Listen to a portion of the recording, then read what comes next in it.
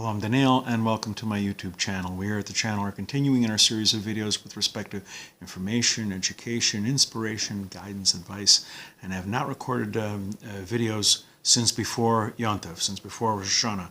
So during the Yom Tov season, Rosh Hashanah, Yom Kippur, Sukkot, I haven't done any videos. But what I'm going to do is a couple of videos that involve some of the Yomim Tovim.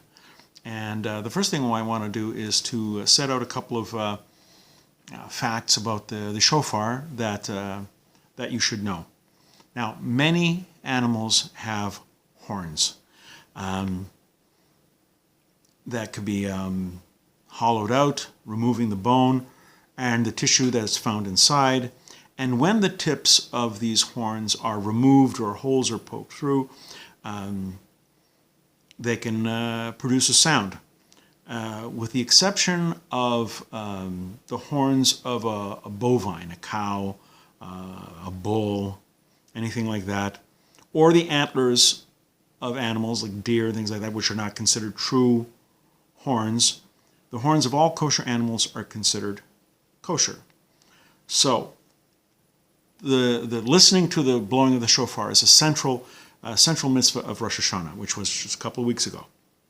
As a matter of fact, what we call Rosh Hashanah is referred to in the Bible as Yom Truah, the day of blowing of the shofar. That's in the book of Numbers, chapter 29, verse 1.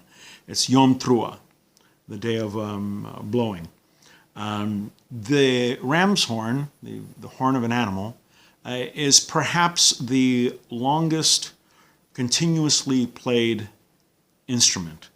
There's references in the Bible of it being blown, goes back thousands of years, and it may very well be the oldest instrument. Shofar was blown in battle. Up until recent times when they had bugles, different notes would mean different things. And to this day, these sounds, whether it's a bugle or something, are an important aid in battle.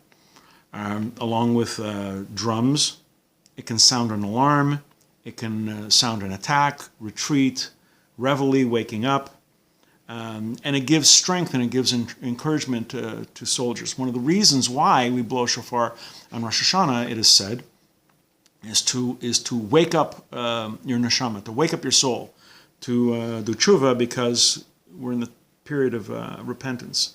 A ram's horn is ideal. You can use a lot of other animal horns, but a ram's horn, which I have here, is ideal. You can see this is the part that came through the head. This part, we'll get into it later why this is straight. But if it's a kosher animal, for example, a Yemenite horn, this big thing over here, also from a kosher animal, a kudu, I think it's called. Obviously, that gives a much deeper, more profound sound. It's quite something. I will not subject you to my shofar blowing. One of the customs is that oftentimes the horn is manipulated with heat. As you can see here, this is not exactly the way it appears on the ram's head.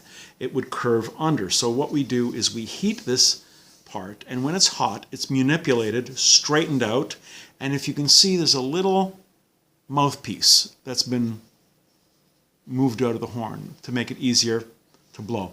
Speaking of blowing the shofar, it is blown on the right side. So why is it blown on the right side? Because it is said that the Satan, the evil inclination, the evil spirit, tempts you from the right side. So the tradition has become to blow it on the right side, get them out of the way, confuse them, get rid of them. There are two blessings that are said before you blow a shofar at the proper time. Blowing the shofar on Rosh Hashanah is a biblical commandment, Yom Truah. So we have two brachas. We have one regarding the commandment, who commanded us to hear the sound of the shofar. It's the mitzvah is not blowing the shofar. The mitzvah is hearing the shofar.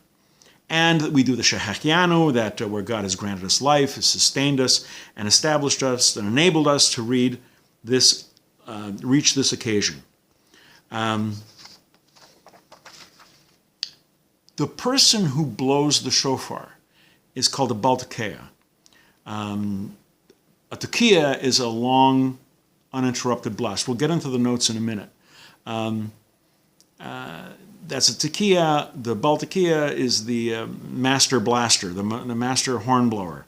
It's usually an unpaid volunteer position given to a worthy member of the congregation. It's good that he knows how to blow a shofar, because if you've ever been in shul and heard someone who's had just couldn't get the embouchure right, it's rough going. Now, there's three basic notes. We talked about the tekiah, which is ba. That's a long single blast. There's a shvorim, which is three medium blasts. It goes ba ba ba, and then the trua, that's staccato blasts. You have to have at least 9. So a trua would be pa pa pa pa pa pa pa pa pa pa pa. And the three sounds are in various combinations in 3 patterns. You'll hear the Baalei Tshuva softly say the notes to the person blowing the gabbai or someone will whisper the notes or say the notes softly to the Baalei Tshuva, the shofar blower. And they usually come in a pattern. The first pattern is known as a tashrat.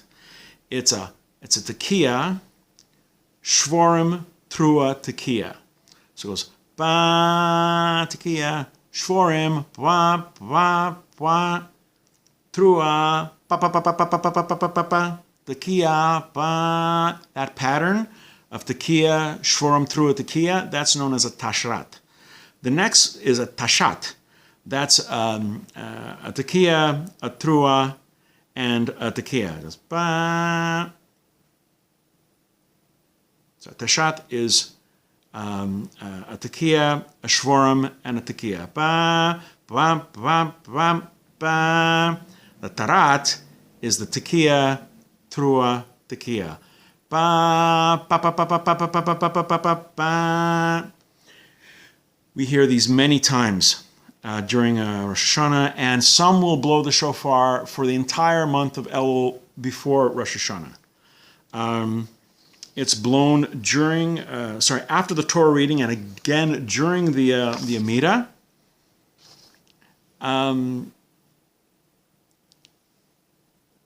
And some prefer to have 100 blasts during the Rosh Hashanah service. So there'll be 30 following the Torah reading, 30 during the Amidah, 30 during the repetition of the Amidah, 30 additional blasts, so 100 total. Shofar can be blown all day long. And we blow it again after Yom Kippur. After the services of Yom Kippur, you haven't eaten, you haven't had anything to drink for about 25 hours, and the final thing is usually a tekiah gedola. It's a big tekiah. With the regular tekiah, and then finally we have the tekiah gedola, the tekiah gedola, a big tekiah, and if depending on the guy who's blowing it, it can be quite pronounced. And it's to hear someone who knows how to do it very well it really does lift you up. That's brief notes on the shofar. I hope you found it informative. We're going to be doing more videos along these lines. Please come back. Please watch. Please learn. And until next time, I'm Daniel, and thank you too much.